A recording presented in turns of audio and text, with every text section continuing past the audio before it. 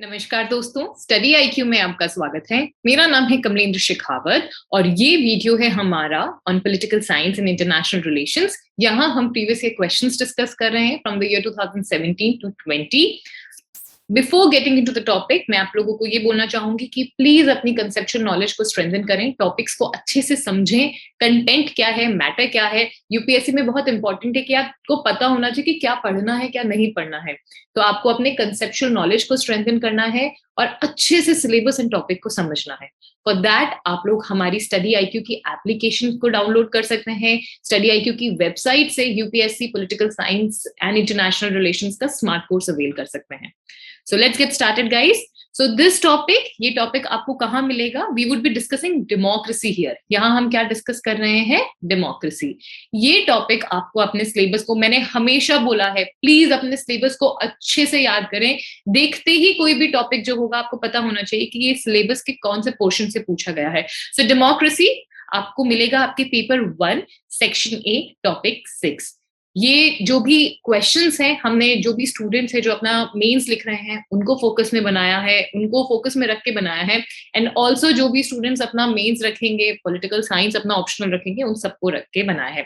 Again democracy बहुत important topic है। अगर आप प्रीवियस ईयर क्वेश्चंस उठा के देखेंगे, 10 इयर्स इनफैक्ट, यहाँ हम 17 से लेकर 20 तक के क्वेश्चंस डिस्कस कर रहे हैं। अगर आप प्रीवियस ईयर क्वेश्चंस उठा के देखेंगे, you will see democracy is one of those topics जिसको बहुत रिपीटेडली इसके ऊपर क्वेश्चंस आए हैं। इस साल भी आप लोग current affairs I am sure पढ़ रहे होंगे कि डेमोक्रेटिक कंट्रीज का एक सबमिट हुआ है जिसमें जितनी भी डेमोक्रेटिक कंट्रीज हैं उनको इनवाइट किया है। नेगोशिएशन, डिस्कशंस एंड डिलिबरेशंस वहां पे हुए हैं। So you can expect a question this year also. And again right, previous year questions को देखना है। डेमोक्रेसी, डायरेक्ट डेमोक्रेसी के ऊपर सीधा सवाल कोई नहीं पूछता।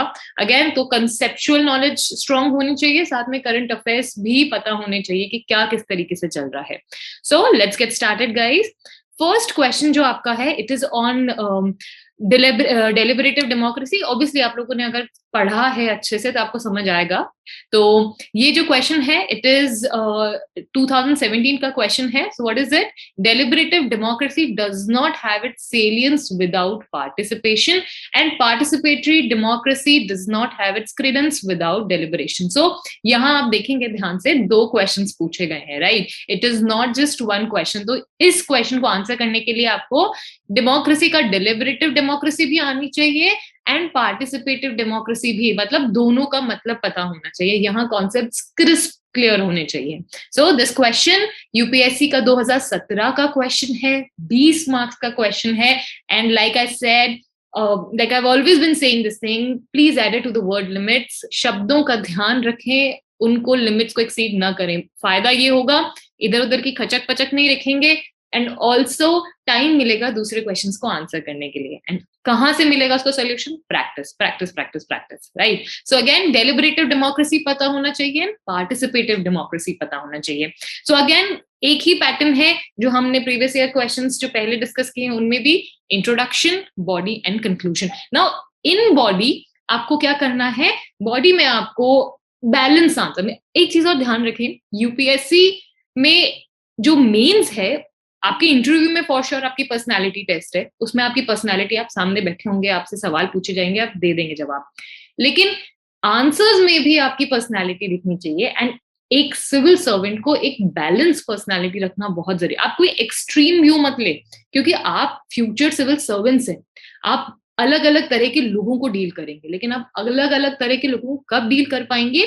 जब आपका खुद का जो बैलेंस व्यू होगा। Getting it? सो ये आपके आंसर्स में डिमॉन्स्ट्रेट होना चाहिए, रिफ्लेक्ट होना चाहिए। सो मेक श्योर आपका आंसर एक बहुत बैलेंस फॉर्म में हो। Do not go for extreme views, right? अपना ओपिनियन अपना जरूर दिखाएं, बट फिर भी मेक श्योर कि शब्दों को इस तरीके से बुने कि एक बहुत बैलेंस नजर आए, राइट? सो अगेन यहाँ पर जो बॉडी होगी, आप वो बैलेंस यहाँ अचीव करने की कोशिश करेंगे। सो जैसे मैंने बोला है कि इसमें आपको डेलिबरेटिव डेमोक्रेसी का मतलब भी पता होना चाहिए, पार्टिसिपेटिव डेमोक्रेसी का भी पता होना चाहिए। एंड इनका एक साझा, एक मेल किस तरीके से होगा कि डेलिबरेटिव डेमोक्रेसी पार्टिसिपेटिव डेमोक्रेसी के बिना अधूरी है and participative democracy deliberative democracy के बिना अधूरी है। यानी एक इस तरीके का आपको मेल बनाना है इनका कि आंसर में भी इनफैक्ट रियलिटी में तो होना ही होना है, आंसर में भी, कि दोनों के पॉजिटिव लेकर जो डेमोक्रेसी बन रही है वही एक रियल एंड एक्चुअल डेमोक्रेसी है। सो ध्यान रखें, जो कॉन्सेप्ट है डेलिबरेटिव डेमोक्रेसी का, ये एक अटेम्प्ट है। आपको पता है कि सबसे पहले रिप्रेजेंटेटिव डेमोक्रेसी आई थी, उसके बाद पार्टिसिपेटिव डेमोक्रेसी आई थी, and then finally deliberative democracy.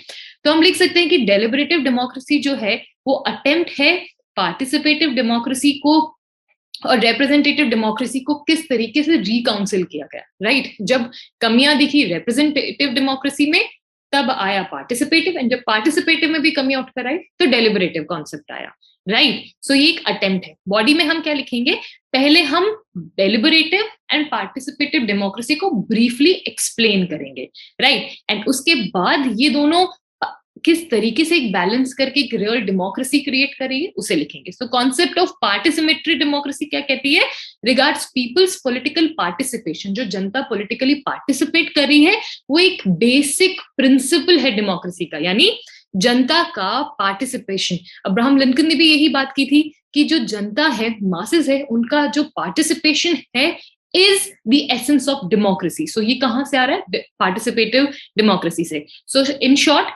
Political participation किस तरीके, अब हम एट प्रेजेंट किस तरीके के पार्टिसिपेशन की बात कर रहे हैं, जिसमें एक एक्टिव इन्वॉल्वमेंट हो इंडिविजुअल का, ग्रुप्स का, इन गवर्नमेंट प्रोसेसेस, कि गवर्नमेंट जो भी प्रोसेसेस कर रही है उसमें इंडिविजुअल्स जो है, मासेस है, जनता है, वो पार्टिसिपेट करे। So when citizens themselves play an active role in the process of formulation and implementation of public policies and decision, their active role और their activity is known as political participation. So हम जाते हैं, हम vote देते हैं, हम elections में campaigning करते हैं, हम इलेक्शंस में खुद कंटेस्ट करते हैं, एंड साथ में जो भी पब्लिक सेफ्टी है, क्लेanलीनेस ड्राइव है, इन सब का भी ध्यान रखते हैं, ठीक है? ये हमारा एक तरीके से पॉलिटिकल पार्टिसिपेशन है। So this voting, standing for elections, campaigning, ये सब कन्वेंशनल मोड आ रहा है, राइट? तो ये सफिशिएंट नहीं है। यहाँ अगर हम सिर्फ यहीं तक सीमित रह जाएंगे तो ये कहीं ना कहीं प्रोसीजरल डेमोक्रेसी है, ठीक है? कि आप डेमोक्रेसी के प्रोसीजर को फॉलो कर रहे हैं, उसकी जो एसेंस है, वैल्यू है, वो उससे वंचित है। सो फॉर दैट आपकी डेलिबरेटिव डेमोक्रेसी आ रही है। सो आई होप आपको समझ आया कि पार्टिसिपेटिव डेमोक्रेसी क्या है, कि आप पार्टिसिपेट कर रहे हैं, लेकिन सिर्फ प्रोसेसर एक प्रोसीजर के थ्रू नहीं, लेकिन आपका एक एक्टिव रोल हो उसमें, एक तरीके से फिर डेलिबरेटिव डेमोक्रेसी आ रही है। तो इसी कारण deliberative democracy and participative democracy दोनों अधूरी है एक दूसरे के बिना। सो डेलिबरेशन में क्या है, सिटीजन एक्सचेंज आर्ग्यूमेंट्स, ठीक है? Deliberation is what, discussion. तो सिटीजन्स जो है वो अपने आर्ग्यूमेंट्स, अपने व्यूज को एक्सचेंज कर रहे हैं and consider different claims. Like अगर मैं कुछ डिस्कस कर रही हूँ तो मैं आपसे कर रही हूँ डिस्कस, तो आपके भी व्यूज सुन रही हूँ मैं, तो मुझे एक नया पर्सपेक्टिव मिल रहा है। So through this conversation citizens can come to an agreement about what procedure, actions and policy will best produce the public good, right? तो इसी कारण से कहते हैं कि participation is important, ठीक है? लेकिन discussion and deliberation is equally important. That is why these two perspectives or concept of democracy has came into force, right? Now, rather than thinking of political decision as aggregate of citizen preferences, ठीक है, यानी political decision सबका एक aggregate नहीं है preferences. Deliberative democracy के बाद क्या हो रहा है, इस तरीके के decisions आ रहे हैं जो reason के ऊपर based है, यानी सबकी इच्छा मिला के decision is not decision, सबकी व्यूज डालना एंड फिर एक साझा, एक निचोड़ निकालना इज रियल डेमोक्रेसी, या वही सही डेमोक्रेसी है, राइट? जो रीजन के ऊपर बेस्ड हो, right? Collection of competing arguments and viewpoints, ठीक है? एंड जब आर्ग्यूमेंट्स हुए, हमने सिंथेसिस एंड एंटी सिंथेसिस का जो भी कॉन्सेप्ट पढ़ा, एग्जैक्टली वही, एंड राइट, सो कहीं ना कहीं ये सिमिलर कॉन्सेप्ट है। Now, in other words, citizens' preferences should be shaped by deliberation in advance of decision making rather than by self-interest. तो इस क्वेश्चन में आप देखेंगे कि हमने डेलिबरेटिव डेमोक्रेसी को, पार्टिसिपेटिव डेमोक्रेसी को बहुत ब्रीफली समझाया है। हम यहाँ क्या समझाने की एक दूसरे के लिए किस तरीके से इंपॉर्टेंट है, राइट? क्वेश्चन की डिमांड भी यही है, अगर आप देखेंगे कि किस तरीके से दोनों अधूरे हैं। देन जस्ट अ मोमेंट, या then democracy is not only a form of rule, ठीक है? डेमोक्रेसी इसके अलावा एरिस्टोक्रेसी है, मोनार्की है, लेकिन डेमोक्रेसी सिर्फ एक इस तरीके का सिस्टम है जहां इंडिविजुअल के ऊपर रूल के साथ साथ उसका सेल्फ डेवलपमेंट हो रहा है, ठीक है। सो इसी कारण से the right of self development achieved only कब हम कर पाएंगे, जब पार्टिसिपेटरी हम पार्टिसिपेट कर सकेंगे हमारी सोसाइटी में। हमने सिर्फ हमारे रिप्रेजेंटेटिव्स खड़े कर दिए तो वो सफिशिएंट नहीं है, हमें इक्वली उसमें इन्वॉल्व होना पड़ेगा। But when elements of deliberative democracy are used which are based on competition between conflicting interest, right, जब कॉन्फ्लिक्टिंग इंटरेस्ट के ऊपर बेस्ड हम डेमोक्रेसी, डेलिबरेटिव डेमोक्रेसी को यूज कर रहे हैं, but on an exchange of information and justification supporting varying, यानी डेलिबरेटिव डेमोक्रेसी से क्या हो रहा है, डिफरेंट पर्सपेक्टिव्स उठ कर आ रहे हैं। So ultimately citizen should be swayed by the force of better arguments rather than by private concerns, bias, ठीक है।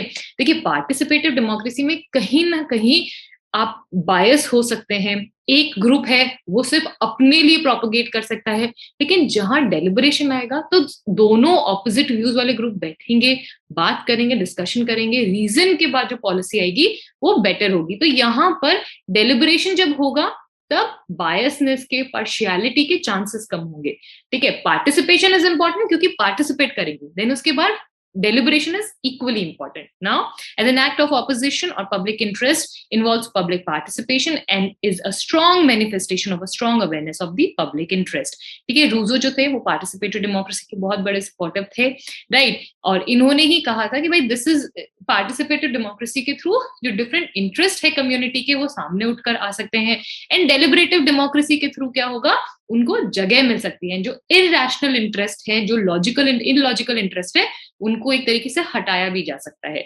So the deliberative nature of participatory democracy is equally credence giving. Participative democracy has a fear of getting hijacked, ठीक है। Participative में मैंने जैसा भी बताया कि सिर्फ अपनी सेल्फ इंटरेस्ट के बारे में, शॉर्ट टर्म गोल्स के बारे में हम सोचेंगे, वेरएज जैसे ही हमने डेलिबरेशन डाला तो वो सबके लिए हो जाएगा, right. Now, so under the prevailing system, electorates have little knowledge of political problems. Tools of participatory democracy, if used without deliberation, very important line, right? अगर सिर्फ participatory democracy use की गई तो बहुत difficult हो सकता है पूरे system के लिए। So, आई होप गाइस एग्जाम्पल जरूर कोट करें। कोलंबिया में रेफरेंडम हुआ था, उसके बारे में लिखना है। यूनाइटेड किंगडम के आप ब्रेक्जिट के बारे में भी लिख सकते हैं, राइट। तो एग्जाम्पल से तो फॉर श्योर अपने आंसर को स्ट्रेंथन करें। So while the deliberative democracy was thought as an equilibrium, ठीक है, तो deliberative democracy between representative democracy and direct democracy, and the debate between deliberative democracy and party is to be redefined that equilibrium. I hope guys आपको ये answer समझ आ गया। So पहला क्या लिखना है, little introduction about what participative democracy is and what deliberative democracy is and why they are important। साथ में इन दोनों का क्या मेल जोल बन के आपके क्या रिजल्ट होगा, हमने इस आंसर में एग्जैक्टली वही लिखना है। Now the next question, critically examine Macpherson's view on democracy. 2018 का क्वेश्चन है, 15 मार्क्स का क्वेश्चन है, एंड 200 वर्ड्स में आपको इसको आंसर लिखना है। गाइज आपने जितना भी पढ़ा होगा, obviously all of us are studying, हमने देखा है कि मैकपियर्सन का जो कंटेंट मिलेगा इसमें आपको सिर्फ उनके आइडियाज मिलेंगे। यहाँ मैंने क्या बोला, क्वेश्चन को समझना बहुत जरूरी है।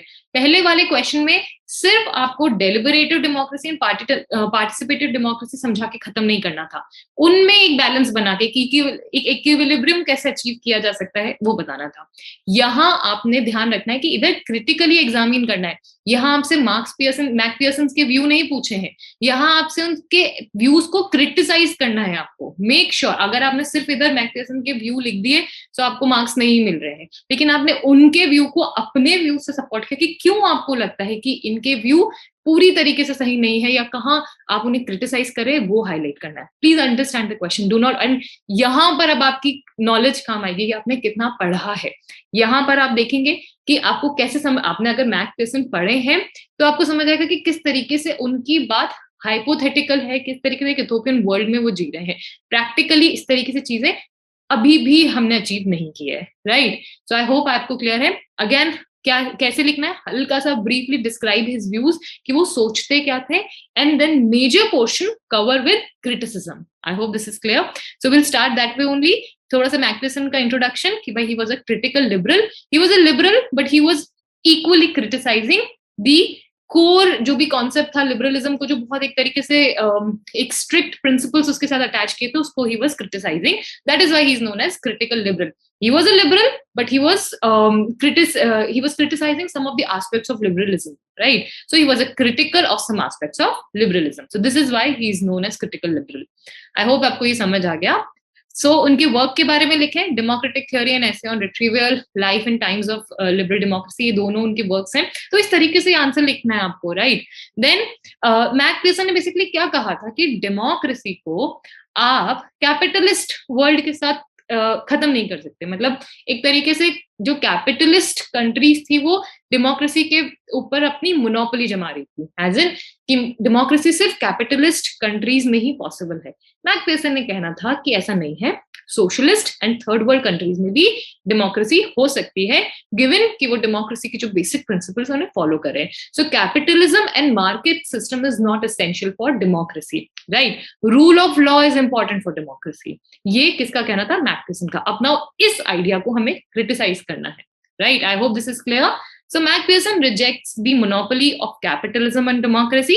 He stated that it is wrong to consider that only capitalist country can only be democratic. बोले कि ये कहना कि सिर्फ capitalist countries ही democracy रख सकते हैं, गलत है, right? So in fact उन्होंने तो ये तक शुरू किया, जो capitalist थे वो शुरुआत में तो absolute monarchs को support करते थे.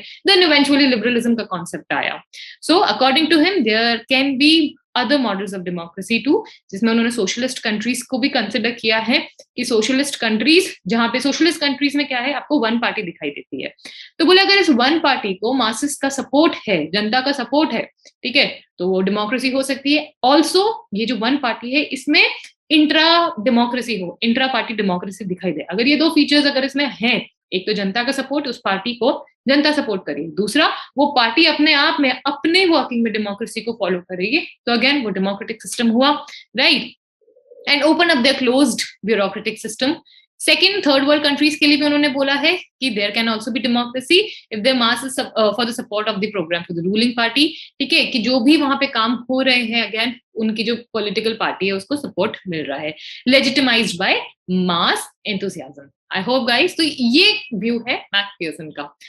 अब हमें आना है हमारे मेन पार्ट पे. हमें क्या करना है? इनके इस व्यू को क्रिटिसाइज करना है. So I know guys this is little थोड़ा सा आप लोगों के लिए थोड़ा कॉम्प्लेक्स हो सकता है, बट आई एम श्योर इतना पढ़ाई किया है कि इसमें आपको आसपास देखेंगे तो आपको अपने इस क्वेश्चन का आंसर मिल जाएगा. अगर आप ध्यान से देखेंगे तो there are lot of countries, जैसे चाइना, ठीक है, अगर वो अपने आप को डेमोक्रेटिक बोले तो हम जानते हैं वो डेमोक्रेटिक नहीं है. whereas अगर हम कैपिटलिस्ट कंट्रीज को देखेंगे तो हमें दिखेगा कि वहां डेमोक्रेसी ट्रू सेंस में फॉलो हो रही है. तो वही हमारी जो फैक्चुअल नॉलेज है हमें उसमें ये लिखना है, राइट? सो बॉडी में this is not to suggest that there is no serious. अगर हम ध्यान से देखेंगे तो मैकफिर्सन के इस व्यू को पॉलिटिकल साइंस के जितने भी स्पेक्ट्रम्स हैं वहां से क्रिटिसिज्म मिला है, ठीक है. दो ही ट्राइड कि उन्होंने कोशिश की है कि जो लिबरल डेमोक्रेटिक थ्योरी है उसको वाइड कर सकें. उन्होंने मार्क्स के जो कॉन्सेप्ट है उसको सपोर्ट करने की कोशिश की, but despite all these things हम ये नहीं बोल सकते कि जो मैकफिर्सन की थ्योरी वो एकदम बोलते हैं ना एकदम परफेक्ट है, ये नहीं है. सो क्रिटिसिज्म की बात करेंगे तो Macpherson has retained so many liberal assumptions that he is unable to generate the revolutionary theory essential to the development of the classless society.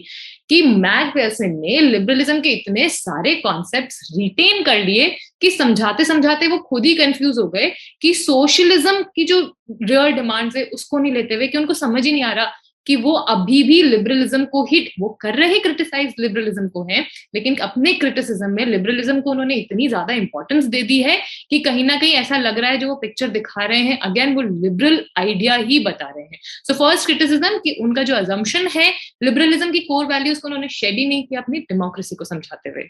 I hope this is clear guys. Now the fuzziness in, अच्छा I am sure आपने मैकफिर्सन पढ़ा हुआ तो आपने उसमें पढ़ा होगा कि उन्होंने पावर को दो तरीके से बताया है, एक तो डेवलपमेंटल, एक कोवर्सिव. उन्होंने क्या बोला है कि जब कोवर्सिव पावर 0 हो जाएगी एंड डेवलपमेंट पावर दोनों की, owner class and working class, जब इनकी 100% हो जाएगी, that is the best democracy. But आपको पता है that is the most egalitarian society. But it is very difficult. मतलब किताबों में लिखना आसान है, लेकिन अगर हम रियल में देखें तो these are some of the things which are very difficult कि हम उन्हें न्यूमेरिकल टर्म्स में या नंबर्स में कैलकुलेट कर सके, राइट? तो अगेन यहाँ पे इन्होंने बड़ी फजीनेस क्रिएट की है ठीक है, इन discussing the concept of human power which is after all the main thrust of developmental democracy, कि भाई 100% इसकी होनी चाहिए, 0% इसकी होनी चाहिए, कोएसिव पावर एक्सेट्रा। तो अगेन ये इनके इस पॉइंट को क्रिटिसाइज किया गया है। सो डन, ठीक है, डन है जिन्होंने इनको क्रिटिसाइज किया है। Further criticise Macpherson's ambiguity concerning which power should be maximised and at what constitute the maximisation, right. तो यहाँ पे थोड़ा उन्होंने, मतलब बहुत फजीनेस है, उनके कॉन्सेप्ट एकदम crisp and precise and clear नहीं है। Again, Dunn calls it frivolous to argue that the major obstacles to the maximization of human potential is our apparent addiction to competitive competition. Numerous countries do not have competitive market relations, और competitive बोले कि हम Mac Pearson क्या कह रहे थे कि competition market ये रियल फीचर नहीं है, ठीक है। तो उन्होंने बोला कि बोले ये रियल डेमोक्रेसी नहीं है। तो इनका ये कहना है, तो फिर आप बताएं, कंट्रीज को दूसरा अल्टरनेटिव बताएं। तो अगेन इसमें भी it would be appropriate according to Mac Pearson to provide a detailed analysis of how human values are successfully maximized in those countries. अगर आपने human potential को consumption के basis पे अगर आप ठीक है मत करें, there are a lot of countries जो नहीं करी, उन्होंने competition को ऊपर नहीं रखा है, ठीक है, ऑल्टरनेटिव सजेस्ट करें। तो यहाँ पे उन्होंने कोई सॉलिड आर्गुमेंट नहीं दिया। तो again he is being criticised here. Now Dunn criticise Macpherson acceptance at the face value of the claims of moral superiority of third world, ठीक है। मैक पियर्सन ने थर्ड वर्ल्ड को support किया कि यहाँ पे भी डेमोक्रेसी हो सकती है, मॉरली ये कंट्रीज बहुत हाई हैं। तो क्रिटिसाइज करने वाले डन का ये कहना है कि आप एग्जाम्पल लें, लीबिया को लें, जहाँ पे आप मोरालिटी की बात कर रहे हैं, क्या आपको ये एक्चुअली दिखाई दे रहा है? सऊदी अरेबिया को लें, युगांडा का एग्जाम्पल लें, यहाँ पे आपको मोरालिटी की जो आप बड़ी बड़ी बातें करें यहाँ नहीं है। सिमिलरली थर्ड वर्ल्ड कंट्रीज में अगर ध्यान से देखेंगे तो कैपिटलिज्म आपको दिखेगा। In fact India is one of those examples में आता है, ठीक है, कि इंडिया क्या कहना था कि कैपिटलिज्म जरूरी नहीं है डेमोक्रेसी के लिए, राइट। बट अगर हम ध्यान से देखेंगे इवन थर्ड वर्ल्ड कंट्रीज, यहाँ पे भी आपको कैपिटलिज्म दिखाई देगा। सो अगेन दिस आर्ग्यूमेंट, ये उनको क्रिटिसाइज करा, यहाँ पे भी वो अपनी बात को प्रूव नहीं कर पा रहे। Then Dunn notes that no mechanism are identified through which western countries are to reject market concept.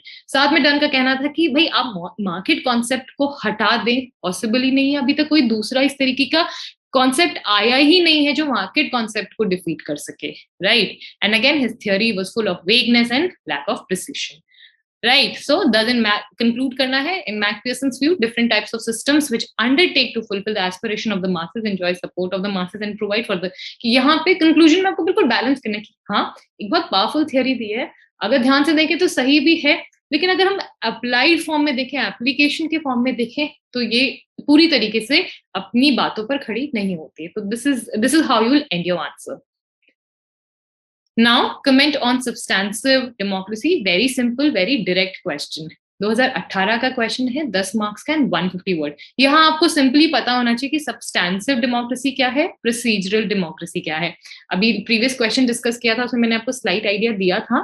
तो सिंपल जो डेफिनेशन आप लोगों ने पढ़ा है उसमें support your answers, do support your answers with current affairs, जो आपको रिसेंट एग्जांपल्स पता है उनसे अपने आंसर्स को सपोर्ट करें। यहाँ पे कंसेप्चुअल नॉलेज काम आएगी इस क्वेश्चन को आंसर करने में। So, the form of democracy termed substantive, इसका मतलब क्या है? We'll just discuss substantive democracy क्या है। तो ये कि भाई एक ऐसी डेमोक्रेसी जो प्रोसीजर से आगे जा रही है, ठीक है, जो आपके राइट्स को रिकॉग्नाइज कर रही है, सिर्फ जाके वोट देना खत्म, ये होता है डेमोक्रेसी का प्रोसीजर।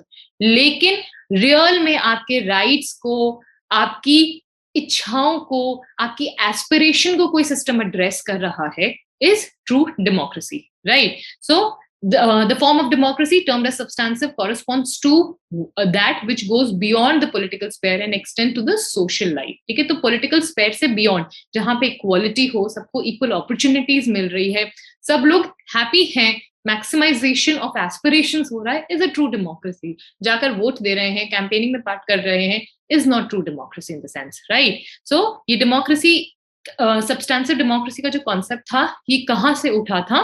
सो बेसिकली इसको कब आया ये बिल्कुल सामने, जब देखा गया capabilities of generating socio economic equality. अगर जब सिस्टम्स इन 4 पॉइंट्स को हैंडल नहीं कर पाया, देन ये कॉन्सेप्ट आया सब्सटेंसिव डेमोक्रेसी का। कौन कौन सी 4 चीजें? एक तो सबसे पहला कि समाज में सोशियो इकोनॉमिक इक्वालिटी होनी जरूरी है। अगर आप जब ये अचीव कर पा रहे हैं, यानी आपके समाज में सब्सटेंस डेमोक्रेसी है, और ये अचीव कर पा रहे हैं तो सब्सटेंसिव डेमोक्रेसी है, प्रोसीजरल डेमोक्रेसी तक लिमिट नहीं है आपकी सरकार।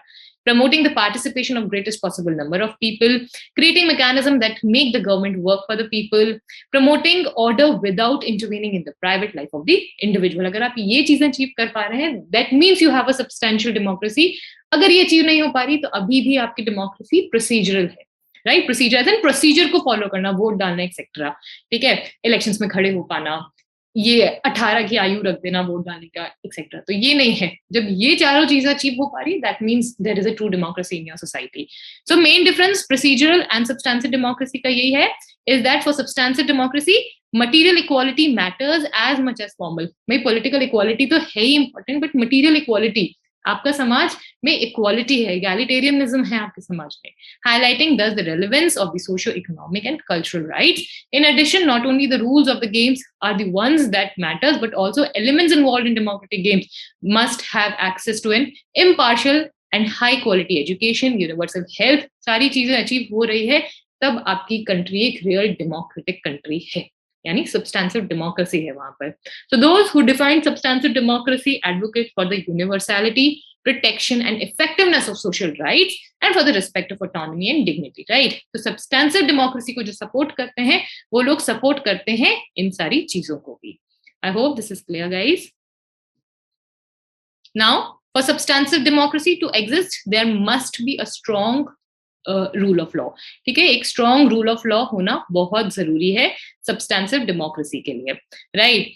आप एग्जांपल दें नॉर्थ कोरिया का, दे डेमोक्रेटिक ऑफ चाइना का एग्जांपल दे, यहाँ पर आपको डेमोक्रेसी दिखाई देगी बट सिर्फ प्रोसीजर। यहाँ के कॉन्स्टिट्यूशन में डेमोक्रेटिक प्रिंसिपल्स एनश्राइंड है लेकिन ट्रू सेंस में डेमोक्रेटिक नहीं है, ठीक है? तो सोशियो इकोनॉमिक इक्वालिटी वगैरह यहाँ पर आएगी। बात करें तो डेलिबरेटिव एंड पार्टिसिपेटिव डेमोक्रेसी है, ये ट्रू सेंस में सब्सटेंसिव डेमोक्रेसी यहाँ पे दिखाई देगा। Then just conclude it, right? डॉरिन की स्टेटमेंट से हमने इसको कंक्लूड किया है कि जनता is a Trump card. Happy होने चाहिए, लोग खुश होने चाहिए, जहां की जनता खुश है, एजुकेशन, हेल्थ वगैरह जहां लोगों को मिल रहा है, that is true democracy, right? Now right a short note on deliberative democracy.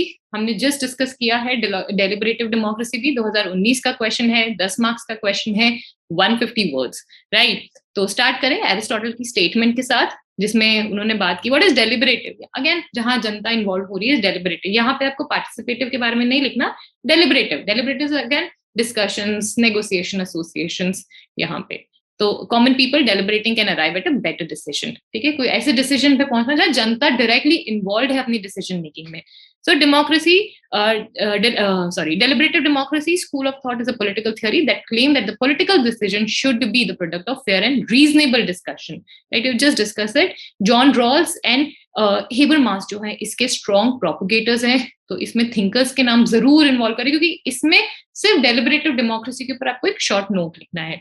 Body में वही कि भाई rather than thinking of political decision as an aggregate, citizens' preferences, deliberative democracy claim that the citizen should arrive at a political मतलब जनता is getting involved, अपने decisions लोग खुद ले रहे हैं by participating, right? Now, in other words, citizens' preferences should be shaped by deliberation in advance of decision making.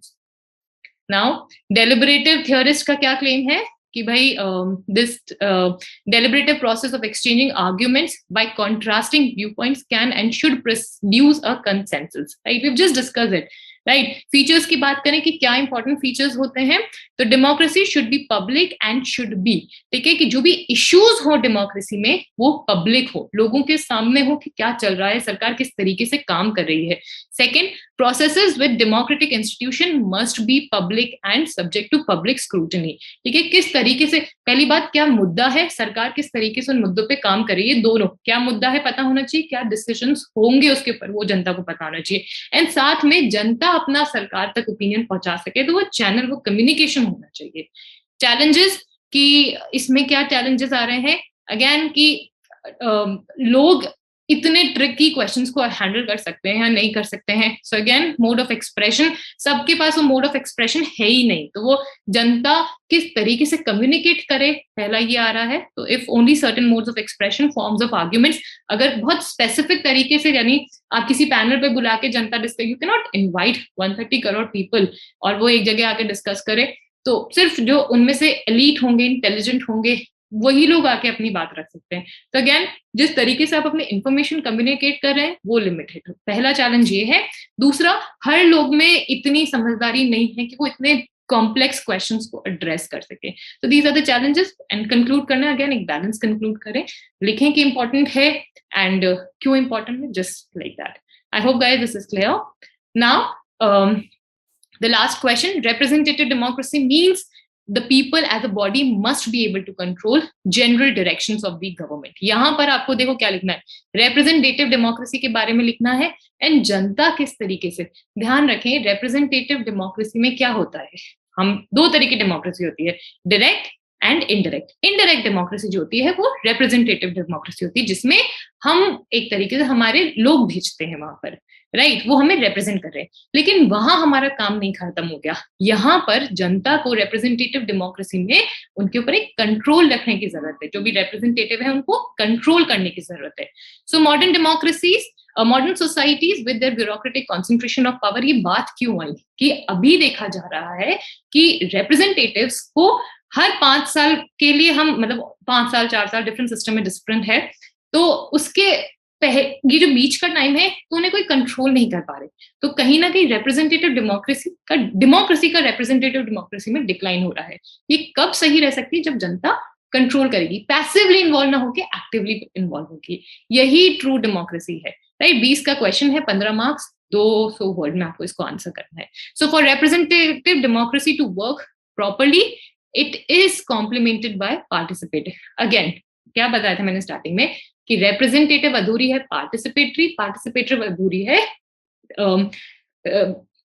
Participative अधूरी है deliberative democracy के, right? So J.S. Mill in his book on representation government has suggested that representative democracy is the second book। ठीक है, J.S. Mill ने ये statement दी है, तो थोड़ा सा उन्होंने बताया है कि किस तरीके से रिप्रेजेंटेटिव डेमोक्रेसी को हम अच्छा बना सकते हैं। तो यही बोला है उन्होंने, प्रोपोर्शनल रिप्रेजेंटेशन होना चाहिए, प्लूरल वोटिंग होनी चाहिए, तो कुछ उनके ये लिखना है। साथ में आपको पिटकिन है, उन्होंने भी कुछ बताया है कि रिप्रेजेंटेटिव डेमोक्रेसी कैसे अच्छी हो सकती है। सबसे पहले जो रिप्रेजेंटेटिव है उनको ऑथराइज करें कि वो एक्ट कर सके, देन जो रिप्रेजेंटेटिव्स हैं वो जनता के हित के लिए एक्ट कर रहे हैं, एंड थर्डली वो अकाउंटेबल है जनता को। तो दिस इज हाउ आपको थोड़ा सा बिल्कुल ब्रीफली आप इनके बारे में एक तरीके से इंट्रोडक्शन दे।